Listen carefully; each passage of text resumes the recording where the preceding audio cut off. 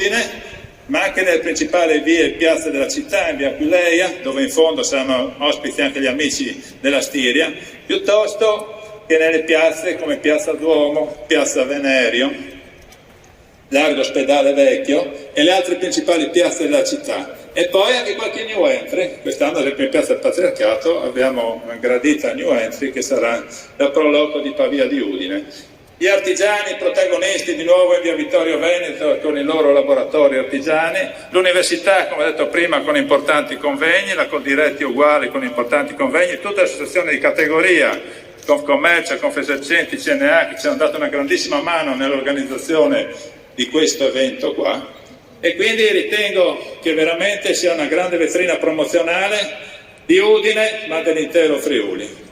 Ringrazio di nuovo tutti voi, ho un doveroso ringraziamento, una grandissima emozione per i nostri testimonial, Jonathan Milan e Mara Navarria,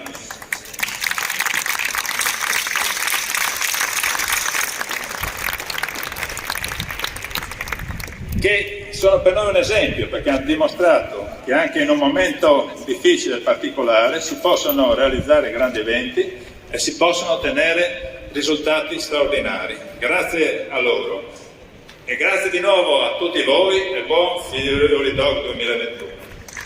Grazie all'assessore Maurizio Camps, ha spoilerato, ma poi avremo sul palco i nostri campioni. Abbiamo detto anche del compleanno della città.